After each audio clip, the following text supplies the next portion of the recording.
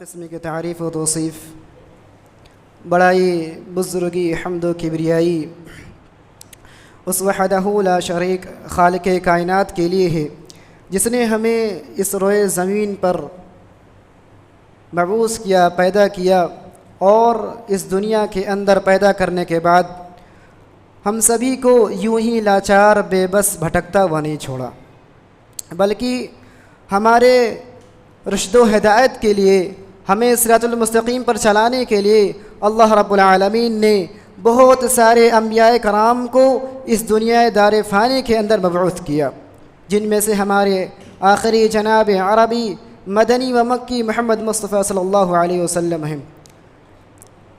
بے شمار درود نازل ہو ان پر۔ اللہم صلی علی محمد وعلی آل محمد کما صلیت علی ابراہیم وعلی آل ابراہیم انک حمید مجید۔ اللہم بارک علی محمد وعلی آل محمد کما بارکت علی ابراہیم وعلی آل ابراہیم انک حمید مجید۔ حاضرین جمعہ، دیگر مصلیان کرام، حمد و ثنا کے بعد آج کے اس خطبے کے اندر میں جس موضوع کو، جس عنوان کو میں نے چنا، دراصل اس عنوان کا نام ہے توحید کی حقیقت۔ یہ توحید کی حقیقت کے بارے میں تمام امت مسلمہ کا جاننا بہت ضروری ہے، کیونکہ یہی توحید ہے جس کے لیے اللہ رب العالمین نے دنیا کے اندر انبیاء کو، رسول کو، نبیوں کو جب بھیجتا رہا تو توحید کی دعوت دے کر بھیجتا رہا کہ جاؤ، یہ توحید کی دعوت ہے، جاؤ میرے ان نافرمان بندوں کو بتلا دو، میرے ان نافرمان بندوں کو یہ چیز بتا دو، یہ توحید ہے، تم کو توحید پر قائم رہنا ہے، تم کو توحید کو مضبوطی سے پکڑ کر رکھنا ہے، تمہیں توحید کو لے کر چلنا ہے، جاؤ اور میرے ان نافرمان بندوں کو بتا دو۔ یہ وہی توحید ہے، یہ وہی توحید ہے جسے انبیاء و رسول ہم تک پہنچانے کے لیے نہ جانے کتنے مصائب و آلام، تکلیف، مصیبت، مشکلیں اٹھائیں، مگر توحید سے اپنے قدموں کو پیچھے نہیں ہٹایا، توحید سے اپنے قدموں کو لڑکھڑانے نہیں دیا، توحید پر ثابت قدم رہے، توحید پر مضبوطی سے کھڑے رہے، مضبوطی سے توحید کو تھامے رکھے رہے۔ میرے بھائی، یہی توحید ہے، یہی وہ توحید ہے جسے اللہ رب العالمین نے سب سے پہلے حضرت نوح علیہ السلام کو اس توحید کی ذمہ داری دے کر اللہ رب العالمین نے اس دنیا دار فانی کے اندر مبعوث کیا۔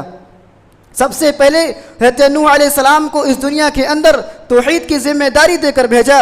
اللہ رب العالمین قرآن مجید میں ارشاد فرماتا ہے، اِنَّا أَرْسَلْنَا نُوحًا إِلَىٰ قَوْمِهِ أَنْ أَنذِرْ قَوْمَكَ مِن قَبْلِ أَنْ يَأْتِيَهُمْ عَذَابٌ أَلِيمٌ۔ بے شک ہم نے نوح علیہ السلام کو ان کی قوم کی طرف بھیجا کہ وہ اپنے قوم والوں کو ڈرائیں اس سے پہلے کہ ان کے قوم والوں کی طرف دردناک عذاب آ جائے۔ حضرت نوح علیہ السلام کہتے ہیں، قال یا قوم انی لکم نذیر مبین، اے میرے قوم کے لوگوں، بے شک میں تم کو کھلم کھلا ڈرانے والا ہوں، میں تم کو اس دنیا کے اندر یہ بتانے آیا ہوں کہ توحید کی حقیقت کیا ہے، توحید کیا ہے، توحید کا معنی اور مطلب کیا ہے۔ تم کو توحید کو پکڑ کر چلنا ہے، توحید کو لے کر چلنا ہے، تم کو توحید کو نہیں چھوڑنا ہے۔ میرے بھائی، میرے ذہن میں ایک سوال دوڑ رہا ہے، میں آپ سے ایک سوال کرنا چاہتا ہوں، ذرا بتاؤ کہ اللہ رب العالمین نے سارے انبیاء کو صرف توحید کے لیے ہی کیوں بھیجا؟ کوئی اور بھی وجہ ہو سکتی تھی؟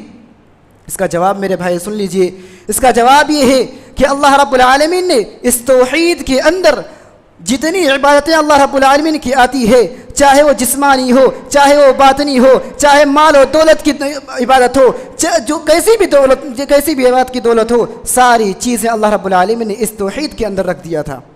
ساری چیزوں کو اللہ رب العالمین نے اس توحید کے اندر سمیٹ کر رکھ دیا۔ اور اس توحید صرف اتنا نہیں میرے بھائی کہ ہم زبان سے اقرار کیے لا الہ الا اللہ، ہم اسلام میں داخل ہو گئے۔ میرے بھائی، صرف توحید یہ نہیں ہے کہ ہم نے زبان سے اقرار کیا لا الہ الا اللہ اور ہم اسلام میں داخل ہو گئے، یہ توحید نہیں۔ جس شخص نے کہا لا الہ، اس توحید کے دو جز ہیں۔ لا الہ جس نے کہا، اس نے دنیا کے تمام معبود برحق کا انکار کیا، اور جس نے کہا الا اللہ، اس نے اللہ رب العالمین کا اس بات کیا، اس نے اقرار کر لیا کہ اس دنیا کے اندر کوئی معبود برحق ہے جس کی عبادت کی جائے، اس دنیا کے اندر کوئی ہے تو صرف اللہ کی ذات ہے، وہ صرف اللہ کی ذات ہے جس کی عبادت ہم کر سکتے ہیں۔ اس کا دو مفہوم ہے، لا الہ الگ ہے، الا اللہ الگ ہے۔ لا الہ الا اللہ کہ جو شخص کہا اس نے تمام معبود برحق کا انکار کیا، الا اللہ کہنے کے بعد وہ اللہ کا اس بات کیا۔ میرے بھائی توحید یہ ہے، اور اس کے تین قسمیں ہوتے ہیں، توحید ربوبیت، توحید الوہیت اور توحید اسماء و صفات۔ تین توحید ہوتے ہیں، اس کے تین قسمیں ہوتے ہیں۔ میرے بھائی اب ان تین توحید پر ہم کو عمل کرنا ہے۔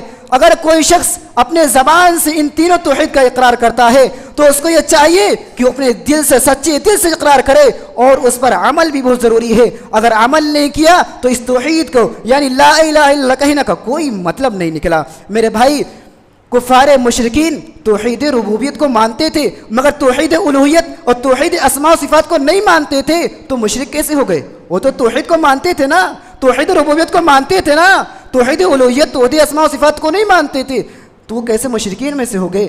کیسے کفار میں سے ہو گئے؟ میرے بھائی اللہ رب العالمین قرآن مجید میں ارشاد فرماتا ہے کہ ان کفار مشرکین کے بارے میں سنو۔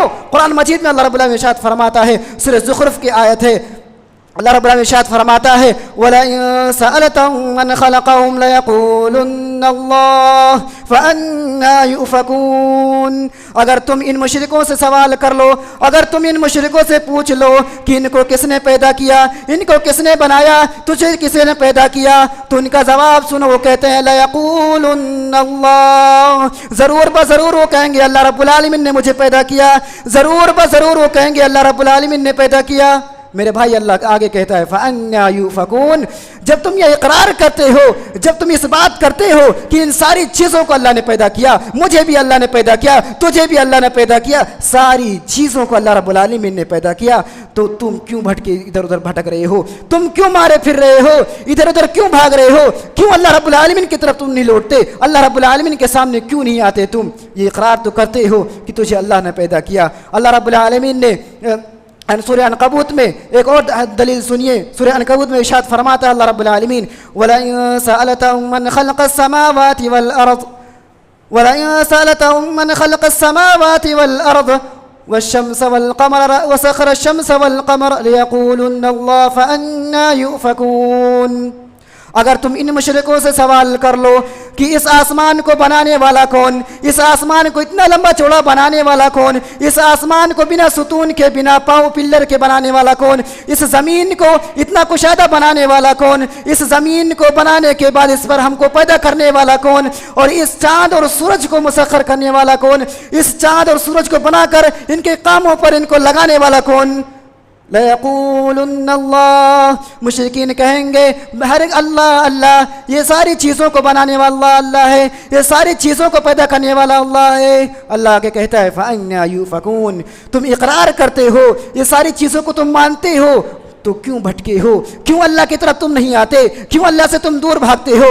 توحید کو کیوں تم چھوڑ دیا؟ لا الہ الا اللہ کہتے ہو مگر اس پر عمل کیوں نہیں کرتے؟ تم نے اللہ کو کیوں چھوڑ دیا؟ تم سب اللہ سے دور کیوں ہونے لگے؟ اللہ رب العالمین سورہ عنکبوت کے اندر دوسری آیت میں کہتا ہے وَلَئِن سَأَلْتَهُم مَّن نَّزَّلَ مِنَ السَّمَاءِ فَحَيَا بِهِ الْأَرْضَ بَعْدَ مَوْتِهَا لَيَقُولُنَّ اللَّهُ فَأَنَّىٰ يُؤْفَكُونَ۔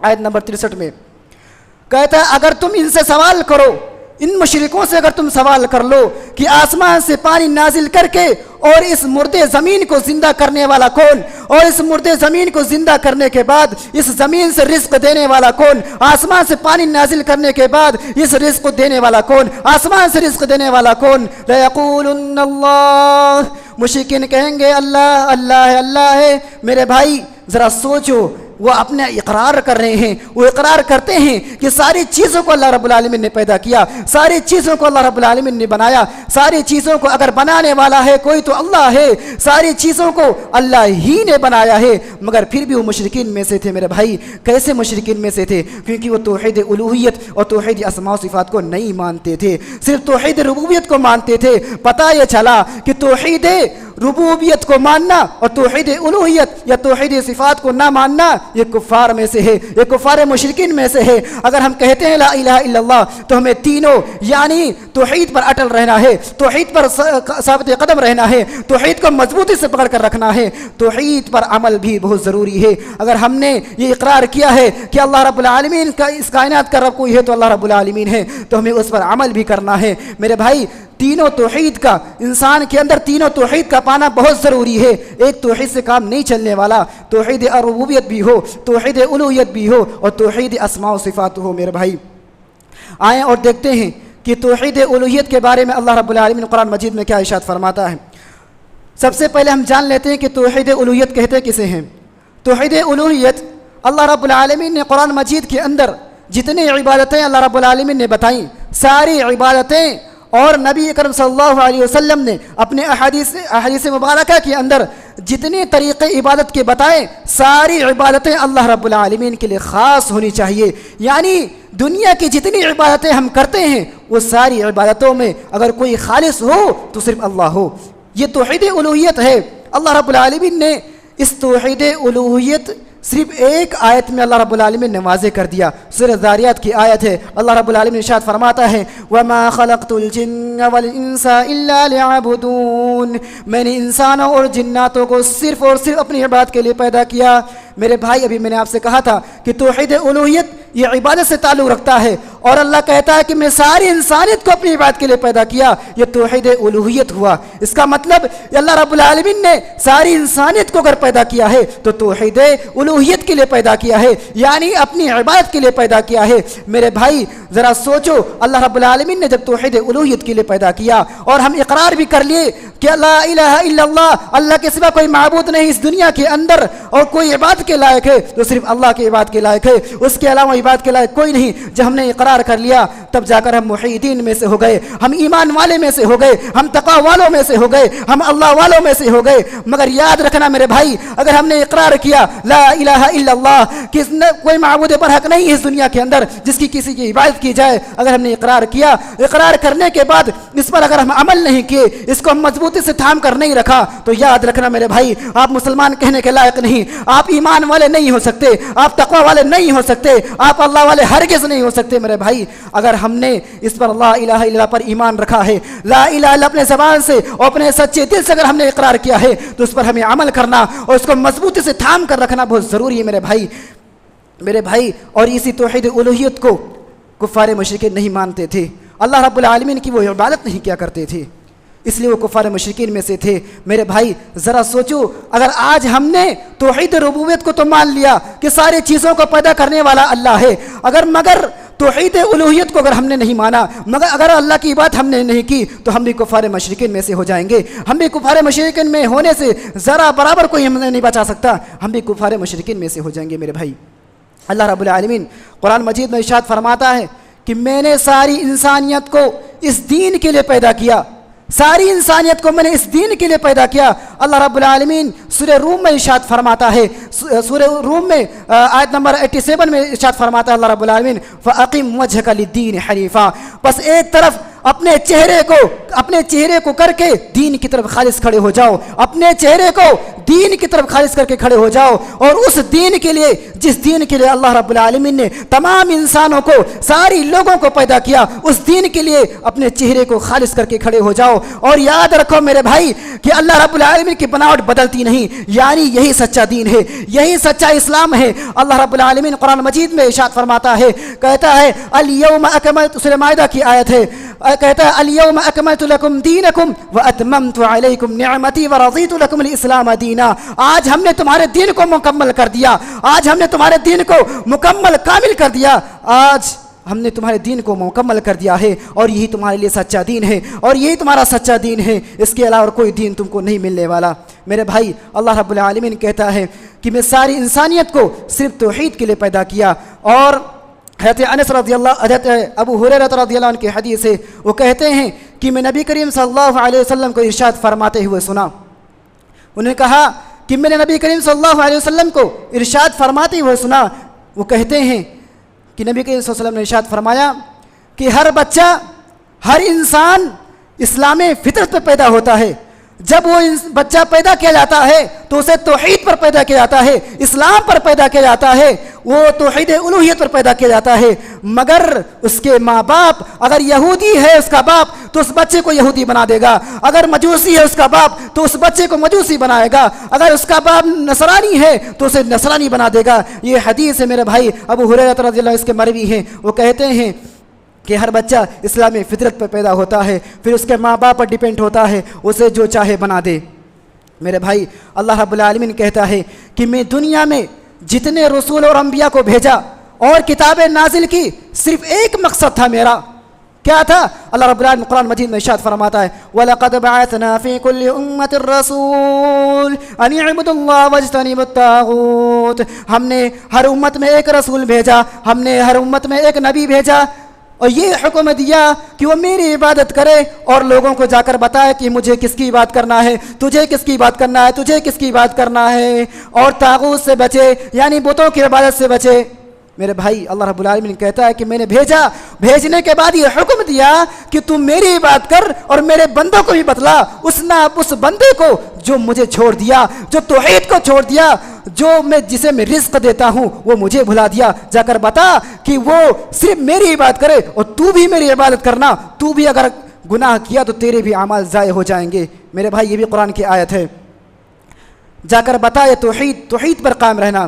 میرے بھائی جتنے انبیاء اور رسول آئے سارے لوگوں کی دعوت یہی تھی، سارے لوگوں کی دعوت یہی تھی اور توحید کی دعوت تھی، اور جتنے انبیاء اور رسول اپنے قوم سے یہی کہتے رہے اعبدوا اللہ ما لکم من الہ غیرہ، اعبدوا اللہ ما لکم الہ غیرہ، تو صرف اللہ کی عبادت کر اور اس کے سوا کوئی تیرا دوسرا معبود نہیں، یعنی تو صرف اللہ کی عبادت کر اور اس لائق کوئی نہیں کہ اس کے علاوہ کسی کی عبادت کی جائے، اللہ کے علاوہ کسی کی عبادت کی جائے، کوئی اس لائق نہیں۔ میرے بھائی جتنے انبیاء اور رسول تھے سارے لوگوں کی دعوت یہی تھی، توحید کی دعوت تھی، لوگ توحید کی طرف بلایا کرتے تھے سارے انبیاء اور رسول کی، جیسا کہ سب سے پہلے حضرت نوح علیہ السلام کا میں نے ذکر کیا۔ مگر افسوس ہوتا ہے اپنے معاشرے میں جب نظر دوڑانے پر یہ دیکھنے کو ملتا ہے کہ ہم توحید الوہیت کو ہی چھوڑ بیٹھے ہیں، توحید ربوبیت اسماء و صفات کو تو لے کر چل رہے ہیں کیسے بھی کر کے، مگر توحید الوہیت کو ہم نے ترک کر دیا، توحید الوہیت کو ہم نے چھوڑ دیا۔ میرے بھائی مجھے ایک شاعر یاد آتا ہے اور وہ شاعر بہت مشہور شاعر ہے، توحید کی امانت سینوں میں ہے ہمارے، آسان نہیں مٹانا نام و نشاں ہمارا۔ میرے بھائی اس شاعر کا مفہوم کیا ہے؟ یہ شاعر کہتا ہے کہ توحید کی امانت سینوں میں ہے ہمارے، یعنی جب تک ہمارے سینوں کے اندر توحید کی امانت رہے گی ہمیں کوئی مٹا نہیں سکتا، ہمیں کوئی نشو نابود کر نہیں سکتا، ہمیں کوئی ڈھا نہیں سکتا، ہمیں کوئی پست میں ڈال نہیں سکتا۔ مگر افسوس آج ہر جگہ مسلمان ستایا جا رہا ہے، آج ہر جگہ مسلمان مارا جا رہا ہے۔ کیا وجہ ہے؟ کیا ہمارے دل کے اندر توحید کی امانت نہیں رہی؟ توحید کی امانت ختم ہو گئی ہمارے اندر؟ شاعر تو یہی کہتا ہے نا، توحید کی امانت سینوں میں ہے ہمارے، آسان نہیں مٹانا نام و نشاں ہمارا۔ تو کیا مطلب توحید ختم ہو چکی، توحید ہمارے دلوں کے اندر سے نکل چکا، تبھی تو ہم ہر جگہ مارے جا رہے ہیں، تبھی تو ہر جگہ ہم گالی دیے جا رہے ہیں، ساری قوم ہم پر ٹوٹ پڑتی۔ میرے بھائی وہ مجھے اللہ نبی کریم صلی اللہ علیہ وسلم کی حدیث یاد آتی ہے جب اس بات پر میں پہنچتا ہوں۔ وہ نبی کریم صلی اللہ علیہ وسلم نے ارشاد فرمایا کہ ایک وقت ایسا آئے گا جسے تمہیں دیکھنے کے بعد ساری قوم تم پر ٹوٹ پڑے گی، جیسے ایک بھوکا شخص دسترخوان کو دیکھتا ہے تو دسترخوان پر ٹوٹ پڑتا ہے کیونکہ وہ جب بھوک کی شدت رہتی ہے۔ میرے بھائی مجھے یہ حدیث یاد آتی ہے، آج وہی ماحول ہے، آج وہی معاشرہ ہے، ساری امت، کوئی ایسا نہیں ہے جو مسلمان پر انگلی نہ اٹھاتا ہو، کوئی ایسا نہیں ہے جو امت محمدیہ پر انگلی نہ اٹھاتا ہو، کوئی ایسی قوم نہیں ہے جو امت محمدیہ پر انگلی نہ اٹھاتا ہو، کوئی ایسی قوم نظر نہیں آتی۔ سارے لوگوں کا اگر نشانہ ہے، اگر سارے قوموں کو، اس دنیا کے ساری قوموں کا اگر نشانہ ہے تو امت محمدیہ پر نشانہ لگا کر بیٹھے ہوئے میرے بھائی۔ اور ہم توحید ربوبیت، توحید الوہیت، توحید اسماء و صفات سب کو چھوڑ بیٹھے، سب کو بھلا بیٹھے۔ ہم نہ غور کرتے ہیں کہ توحید الوہیت کیا ہے، توحید ربوبیت کیا ہے، توحید اسماء و صفات کیا ہے۔ اگر ہم کہتے ہیں لا الہ الا اللہ تو مذاق میں لے لیتے ہیں، ہمیں یہ نہیں معلوم کہ لا الہ الا اللہ کا مطلب کیا ہے، لا الہ الا اللہ کا معنی کیا ہے۔ ہم صرف کہہ دیے لا الہ الا اللہ مسلمان ہو گئے، لمبی ٹوپی لگا لیے، لمبا کرتا جھاڑ دیے، ہو گئے مولا صاحب، ہو گیا علامہ صاحب، ہو گئے فلامہ صاحب۔ ان کو چاہے معلوم ہو یا نہ معلوم ہو کہ لا الہ الا اللہ کا کیا معنی ہے، لا الہ کا مفہوم کیا ہے، اس کی کتنی قسمیں ہوتی ہیں اور اس کا کیا تعلق ہے، اس کے الوہیت سے کیا تعلق ہے اور ربوبیت سے کیا تعلق ہے، اسماء و صفات سے کیا تعلق ہے، ہمیں کچھ نہیں معلوم۔ بس ہم عالم بن گئے ہیں، ہمیں کچھ نہیں معلوم۔ میرے بھائی یہ حالت ہے ہماری آج کی۔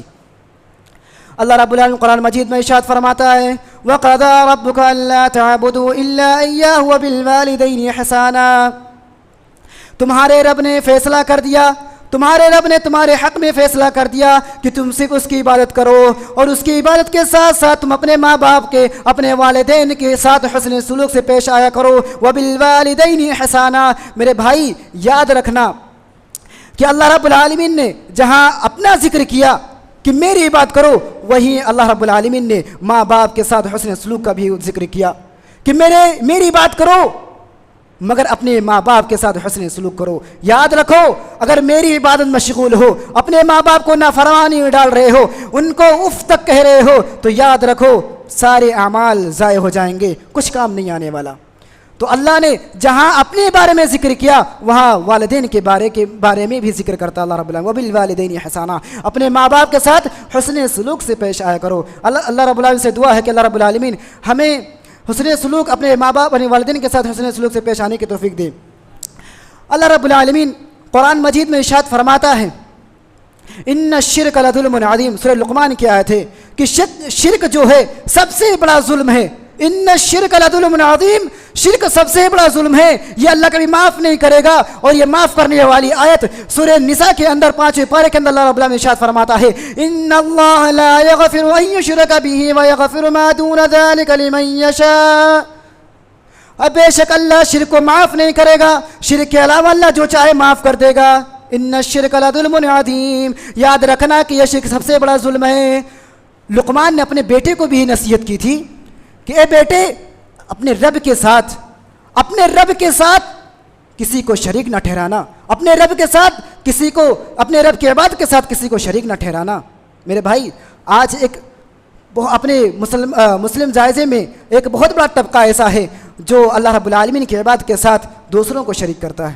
اللہ رب العالمین کہتا ہے یاد رکھو ان الشرک لظلم عظیم، بہت بڑا گناہ میں معاف نہیں کروں گا۔ میرے بھائی حضرت ابراہیم علیہ السلام اللہ رب العالمین کے خلیل ہیں، ان کی دعا سنیے، اللہ رب العالمین کے خلیل ہیں۔ ہم تو اللہ رب العالمین کے قریب بھی نہیں، ہم تو ابراہیم علیہ السلام کے برابر بھی نہیں ہیں، اور حضرت ابراہیم علیہ السلام اللہ رب العالمین کی خلیل ہیں، وہ تو خلیل ہیں۔ ان کا دعا سنیے، وہ کہتے ہیں وَجُنُبْنِي وَبَنِيَّ أَن نَعْبُدَ الْأَصْنَامَ، اے میرے پروردگار، اے میرے رب، مجھے اور میرے اہل و عیال کو بتوں کی عبادت سے بچا۔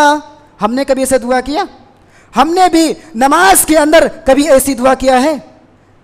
وَجُنُبْنِي وَبَنِيَّ أَن نَعْبُدَ الْأَصْنَامَ ہم نے بھی کبھی پڑھا اپنی نماز میں؟ کبھی نہیں۔ میرے بھائی ذرا غور کرو، اپنے نفس کے اندر ٹٹولو کہ ہم کہاں غلط ہیں اور کہاں صحیح ہیں۔ میرے بھائی یاد رکھو جب انبیاء سے کوئی غلطیاں ہوا کرتی تھی، جب انبیاء سے کوئی غلطی ہوا کرتی تھی تو اپنے رب کی طرف لوٹ پڑتے تھے، وہ اپنے رب کی طرف رجوع کیا کرتے تھے؟ کبھی ہم نے اپنے رب سے توبہ استغفار کیا؟ کبھی ہم نے اپنے رب سے اپنے گناہوں کا جائزہ رکھ کر، اپنے گناہوں کا محاسبہ کر کے اپنے رب سے ہم نے کبھی توبہ استغفار کیا؟ یاد کرو میرے بھائی، سب سے پہلے حضرت آدم علیہ السلام، حضرت حوا علیہ السلام کو جب اللہ رب العالمین نے اس درخت کے پاس جانے سے منع کیا تھا، اور جب انہوں نے یہ غلطی کر دی تھی، اس درخت کے پھل کو انہوں نے چکھا تھا، تو انہوں نے اختراف خطا میں سجدے میں گر پڑے اور دعا کی ربنا ظلمنا انفسنا وان لم تغفر لنا وترحمنا لنكونن من الخاسرین۔ اے میرے رب ہم نے اپنے نفس پر ظلم کیا، اے میرے رب، اے میرے پروردگار، تو ہم نے اپنے نفس پر ظلم کیا، ہم ظالم ہیں، ہمیں معاف کر دے۔ اگر تمہیں معاف نہ کیا تو ہم خسارہ پانے والوں میں سے ہو جائیں گے، ہم گنہگاروں والوں میں سے ہو جائیں گے۔ میرے بھائی یہ انبیاء تھے۔ حضرت نوح علیہ السلام سے بھی خطا ہوئی، جب ان کا بیٹا طوفانوں کے موجوں میں ڈوبتے ہوئے اپنے بیٹے کو حضرت نوح علیہ السلام نے دیکھا تھا، تو وہاں پر بھی حضرت نوح علیہ السلام سبقت پدری سے وہ متاثر ہو کر اپنے رب کو پکار اٹھے، اے میرے رب، اے میرے اللہ، تو میرے بیٹے کو معاف کر دے، میرے بیٹے کو بخش دے، آج میرا بیٹا طوفانوں کے موجوں میں ڈوب رہا ہے۔ اللہ کہتا ہے اے نوح تجھے نہیں معلوم، یہ تیرا بیٹا تجھ پر ایمان نہیں لایا، تیرا بیٹا مومن نہیں، تیرا بیٹا ایمان نہیں لایا تھا، تیرا بیٹا تیرے گھر والوں میں سے نہیں تھا، اور اے نوح اس چیز کا سوال نہ کر جو تجھے علم نہ ہو۔ نوح علیہ السلام وہ جان گئے کہ مجھ سے خطا ہوئی ہے، مجھ سے غلطی ہو گئی ہے۔ نوح علیہ السلام فوراً سجدے میں گر گئے اور اپنے رب سے اعتراف خطا میں یوں دعا مانگی، اعوذ بک اللہم انی اعوذ بک ان اسألک ما لیس لی بہ علم لا تغفر لی وترحمنی اکن من الخاسرین۔ اے میرے رب میں تجھ سے پناہ چاہتا ہوں اس چیز کا جو میں تجھ سے سوال کروں مجھے اس چیز کا علم نہیں۔ اے میرے رب تو مجھے رحمت آغوش میں لے لے، مجھے معاف کر دے ورنہ میں خسارہ اٹھانے والوں میں سے ہو جاؤں گا۔ میرے بھائی ایسے سارے انبیاء، اگر آپ کتابوں کا مطالعہ کرو تو آپ کو پتہ چلے گا کہ سارے انبیاء ان سے کوئی خطا ہوتی تو اپنے رب کی طرف لوٹ پڑتے، اپنے رب سے رجوع کرتے، اپنے رب سے توبہ استغفار کیا کرتے تھے۔ مگر افسوس کی بات ہے میرے بھائی، آج ہم تو گناہ میں ملوث ہیں، قدم قدم پر، لمحے لمحے میں، ایک ایک منٹ پر، ایک ایک سیکنڈ پر ہم گناہ میں ملوث رہتے ہیں۔ ہمیں تو اپنے گناہوں کا محاسبہ نہیں، ہمیں تو یہ تک نہیں پتا کہ ہم گناہوں میں ہیں کہ آزاد پھر رہے ہیں، ہمیں کچھ نہیں معلوم، بس زندگی چل رہی ہے، چلنے دو۔ یہ بالکل نہیں ہونی چاہیے۔ ہم ایک ایک لمحے میں گناہوں میں ملوث ہوتے ہیں۔ آپ آؤ اور پلٹو اپنے رب کی طرف۔ میرے بھائی، میں بات کو دوسری طرف نہیں لے کے جانا چاہتا، میں توحید پر تھا۔ میرے بھائی، امت مسلمہ کا ایک بڑا طبقہ وہ دعویٰ کرتا ہے کہ ہم اپنے رب سے ڈائریکٹ نہیں مانگ سکتے، یہ توحید کی بات ہے۔ وہ کہتے ہیں کہ ہم اپنے رب سے ڈائریکٹ نہیں مانگ سکتے، ہمیں وسیلے کی ضرورت پڑتی ہے۔ میرے بھائی، میں مانتا ہوں کہ تم کو وسیلے کی ضرورت پڑتی ہے، وسیلہ استعمال کرو، مگر دلیل کیا دیتے ہیں وسیلے کی کہ اگر مجھے چھت پر جانا ہے تو ڈائریکٹ کود کر نہیں جا سکتا، مجھے سیڑھیوں کی ضرورت پڑتی ہے۔ اس لیے اللہ تو سب سے بڑا ہے، اللہ اکبر، سب سے بڑا اللہ، تو اس سے ہم ڈائریکٹ کیسے مانگ سکتے ہیں؟ ہماری اتنی حیثیت نہیں قیمت سے مانگ لے۔ ان کی یہ دلیل ہے جو وسیلہ مانگتے ہیں، وسیلے سے مانگتے ہیں۔ وہ کہتے ہیں میرا وسیلہ یہ ہے کہ ہم پیروں سے اور کیا میں بڑے بڑے علماؤں سے اور درگاہوں پر، یہ سب ہمارا وسیلہ ہے۔ میرے بھائی، میں مانتا ہوں، مگر اللہ رب العالمین قرآن مجید میں کیا کہتا ہے؟ اگر تم کو وسیلہ لینا، اللہ رب العالمین قرآن مجید میں ارشاد فرماتا ہے وَاسْتَعِينُوا بِالصَّبْرِ وَالصَّلَاةِ، اے مومن بندو، اگر تم کو وسیلہ لینا ہے تو صبر اور نماز سے وسیلہ لو۔ اگر تم کو کامیاب ہونا ہے تو پہلے صبر کرو اور نماز ادا کرو، یہ تمہارے لیے وسیلہ ہے۔ وسیلہ یہ نہیں کہ تم دوسروں کی درگاہ کو پکڑ لو، کسی قبروں پہ چلے جاؤ، کسی مزار پہ چلے جاؤ، یہ تمہارے لیے وسیلہ نہیں۔ ذرا سوچو، اپنے ٹھنڈی دماغ سے سوچو، بیٹھو اور اپنے نفس کا محاسبہ کرو کہ جو انسان دنیا کے اندر زندہ تھا، اگر اس سے 10 لاکھ 50 لاکھ 60 لاکھ جو بھی ہوتا ہے، اگر میں دولت مانگ لوں تو دینے کے قابل نہیں، اور آج وہی اگر جب قبر کے نیچے چلے جائے تو وہ اتنے سارے دینے کی کیسے محاسبہ رکھتا ہے؟ اتنے ساری دولت دینے کے کہاں سے اس کے اندر جذبہ آ گئی؟ میرے بھائی، قرآن مجید کے اندر اللہ رب العالمین ارشاد فرماتا ہے کہ جسے تم پکارتے ہو نہ وہ تمہاری دعا کو سن سکتے، اور جس سے تم مانگتے ہو اللہ کی قسم قیامت کے دن تک وہ تمہاری دعا کو نہ سن سکتے ہیں، نہ تمہاری قبولیت کرا سکتے ہیں۔ اللہ کی قسم کھا کر کہتا ہوں میں کہ اس قیامت تک نہ تمہاری دعا کو سن سکتے ہیں، نہ تمہارے دعا پر لبیک کہہ سکتے ہیں۔ میرے بھائی، اس کا آپ محاسبہ نہیں کر سکتے، اور آج ہم انہیں کو پکارتے ہیں۔ اللہ رب العالمین کہتا ہے نہ وہ سن سکتے، نہ وہ جواب دے سکتے ہیں، اور ان کو پکارتے ہو جو پیٹھ پھیر کر چلے گئے، جو پیٹھ پھیر کر چلے گئے، یعنی جو قبر کے نیچے چلے گئے۔ میرے بھائی، یہ توحید تھی۔ توحید اگر دیکھو تو بہت ہی، میں آپ کو ایک واقعہ سناتا ہوں۔ ہم جب پڑھتے تھے، ہمارے کلاس میں ایک استاد تھے، وہ بہت اچھے تھے، ہم کو کتاب التوحید پڑھایا کیا کرتے تھے۔ تو وہ ایک ہمیشہ کلاس میں آتے سب سے پہلے یہی ہم لوگ کو تعلیم دیتے تھے کہ ایک شخص تھا، اس کے پاس دولتوں کی کمی نہیں تھی، وہ اے سی میں لیٹا ہوا تھا رات میں، اور اے سی 18-16 پہ ایک دم تیز اے سی تھی، چالو تھا، اور وہ سو رہا ہے، اس کو نیند نہیں آ رہی ہے، اسے الجھنوں میں پڑا ہوا ہے، کبھی ادھر کروٹ لے رہا ہے، کبھی ادھر کروٹ لے رہا ہے، کبھی ادھر کروٹ لے رہا ہے، اس کو نیند نہیں آ رہی، بے چینی سے چھائی ہوئی ہے۔ وہ شخص سوچتا ہے کہ تھوڑا میں باہر گھوم پھر کے آ جاؤں، شاید مجھے چین مل جائے۔ وہ گاڑی کی چابی لیتا ہے، جاتا ہے گھومنے کے لیے، ہائی وے سے گزرتا ہے، راستے سے گزرتا ہے، دیکھتا ہے ایک مسجد، سوچتا ہے کہ 2 رکعت نماز ادا کر لوں، شاید اللہ رب العالمین تھوڑا مجھے بے چینی دے دے، تھوڑا اللہ مجھے چین دے دے۔ وہ جب نماز کے لیے جب وضو بنا کر مسجد کے اندر داخل ہوتا ہے تو دیکھتا ہے ایک بندہ بیٹھ کر وہ رو رہا ہے، وہ کہہ رہا ہے اے میرے پروردگار، اے میرے رب، تیرے سوا مجھے کچھ دینے والا نہیں، تیرے سوا مجھے کوئی کچھ دینے والا نہیں، میں تجھ سے ہی شکایت کرتا ہوں، تو ہی مجھے دینے والا ہے اور تیرے علاوہ مجھے کوئی دینے والا نہیں۔ اے اللہ، میں ساری چیزوں کو تیرے سامنے رکھتا ہوں، اپنی تکلیف تیرے سامنے رکھتا ہوں، اپنے مصائب و آلام کو تیرے سامنے رکھتا ہوں، اپنے ہر مشکلات کو تیرے سامنے رکھتا ہوں، تو ہی سننے والا ہے اور تو ہی اس پر جواب دینے والا ہے۔ میرے بھائی، قرآن مجید کی بھی آیت ہے ادعونی استجیب لکم، تم اللہ کو پکارو، اللہ تمہاری پکار کو سنے گا، تمہیں کہیں جانے کی ضرورت نہیں ہے۔ وہ بندہ دیکھتا ہے کہ وہ بیٹھ کر تاریکی راتوں میں بیٹھ کر رو رہا ہے، وہ دیکھتا ہے اپنے جیب میں ہاتھ، امیر آدمی تھا، جیب میں ہاتھ ڈالتا ہے، نکال، اس کے ہاتھ میں جو رقم آیا اس کے ہاتھوں میں تھما دیا میرے بھائی۔ اس کے بعد وہ اپنا کارڈ نکال کے دیتا ہے، بولتا ہے یہ رکھو، جب تم کو ضرورت پڑے تم میرے پاس ایک کال کر لیا کرو، میں تمہاری ہر مشکلوں کو، تمہاری ہر مصائب کو، تمہارے ہر تکلیف کو دور کر دیا کروں گا۔ وہ مسکرا کر بولتا ہے میرے بھائی یہ کارڈ آپ رکھ لو، مجھے نہیں چاہیے اس کارڈ کی، مجھے نہیں ضرورت ہے، میں آپ کو کال نہیں کروں گا۔ وہ بولا کیوں؟ مشکل تو میں نے حل کیا نا تمہارا۔ بولتا ہے نہیں، یاد کرو جب تم کو نیند نہیں آ رہی تھی، یاد کرو جب تم کروٹ سے ادھر ادھر ہو رہے تھے، اے سی میں تم سو رہے تھے، سکونیت کے آرام میں سو رہے تھے، مگر تم کو نیند نہیں آئی، تم کو اللہ نے مجبور کر دیا تجھے اٹھ کر یہاں تک آنے تک، اور مجھے اس دولت کو دینے تک اللہ نے تجھے مجبور کیا ہے، اور جب تو یہاں آ کر مجھے دے رہا ہے تو مجھے کاٹ تھما رہا ہے کہ میرے مشکل تجھے حل ہوگا؟ نہیں، جس اللہ نے تجھے یہاں تک بھیجا میں اسی اللہ کے پاس پھر سے کال کروں گا۔ اگر مجھے کوئی مصیبت آئی، کوئی پریشانی آئی تو میں پھر سے اس اللہ کے پاس کال کروں گا، تیرے پاس مجھے کال کرنے کی ضرورت نہیں۔ اگر اللہ نے چاہا تو تجھے سر کے بل گھسیٹتے ہوئے میرے پاس لے کر آئے گا اور میرے مشکل کو حل کرے گا۔ یہ میرے استاد بتایا کرتے تھے ہمیں۔ تو ہمارے اندر تقوی ہونا چاہیے اور بلیو ہونا چاہیے اللہ رب العالمین پر، ہمیں اللہ رب العالمین پر ایمان ہونا چاہیے، ہمارا ایمان جو بہت مضبوط ہونا چاہیے۔ ہمیں اللہ رب العالمین سے ہونا چاہیے کہ جو کچھ دینے والا اللہ ہے، جو کچھ لینے والا، مصائب و تکلیف جو بھی کچھ ہے سب کچھ اللہ دینے والا ہے۔ ادعونی استجب لکم، پکارو وہ تمہاری پکار کو سنے گا۔ میرے بھائی آخر میں اللہ رب العالمین سے دعا کرتا ہوں کہ اللہ رب العالمین ہم سبھی مسلمان بھائیوں کو اس توحید پر قائم و دائم رکھ، اس توحید کو سنبھال کر رکھنے کی توفیق دے، اس توحید کو مضبوطی سے تھامنے کی ہمیں توفیق دے۔ اللہ رب العالمین سے دعا کرتا ہوں کہ اللہ رب العالمین جیسے انبیاء و رسول مصائب و آلام سے جھیل کر اس توحید کو ہم تک پہنچایا، اللہ رب العالمین سے دعا کرتا ہوں کہ اللہ رب العالمین ہمیں بھی اس توحید کو ایسے ہی محفوظ کر رکھنے کی توفیق دے۔ اللہ رب العالمین سے دعا کرتا ہوں کہ اللہ رب العالمین ہمیں جب کوئی مشکل اور جب کوئی مشکلات کا سامنا کرنا پڑے، اللہ تو ہمارے مشکلات کو حل کر دے، اللہ تو ہمارے مصائبوں کو دور کر دے۔ اللہ رب العالمین سے دعا کرتا ہوں اللہ رب العالمین ہم میں سے آج جو بیمار ہیں اللہ رب العالمین تو انہیں شفائے کاملہ عاجلہ عطا فرما۔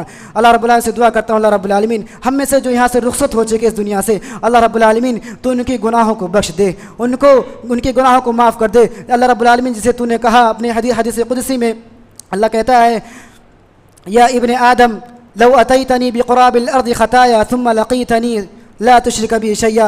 اللہ رب العالمین نے کہا اے میرے بندے، اے آدم کے تمام اولاد، اگر تو زمین بھر کے اور آسمان بھر کے گناہ لے کر آ تو میں تیرے سارے گناہوں کو معاف کر دوں گا۔ اے اللہ ایسے ہمارے گناہوں کو بھی تو معاف کر دے۔ مگر اللہ نے وہاں شرط رکھا، شرط کیا تھا؟ لا تشرک بی شیئا، کہ میرے ساتھ تو نے کسی کو شریک نہیں ٹھہرایا ہو۔ اگر تو نے میرے ساتھ کسی کو شریک ٹھہرایا تو میں تجھے ہرگز نہیں معاف کروں گا، مگر اگر تو شریک نہیں ٹھہرایا تو کتنا بھی گناہ میرے پاس لے کر آ میں تجھے بخش دوں گا۔ اللہ رب العالمین سے دعا کرتا ہوں اللہ رب العالمین ہمیں بھی اس خوش نصیب بندوں میں سے کر دے کہ اللہ رب العالمین ہمارے سارے گناہوں کو اللہ بخش دے۔ اللہ رب العالمین ہمیں سے جو یہاں سے رخصت ہو چکے ہیں ان کے گناہوں کو بھی معاف کر دے، اللہ ان کی قبروں میں نور نالا نور کر دے۔ اللہ رب العالمین سے دعا کرتا ہوں اللہ رب العالمین ہم میں سے آج جو قرض دار ہیں، جو قرض میں ڈوبے ہیں، اللہ ان کے قرض کو تو منسوخ کر دے، اللہ تو ان کے قرض کو ختم کر دے۔ آمین آمین۔ وما علینا الا البلاغ۔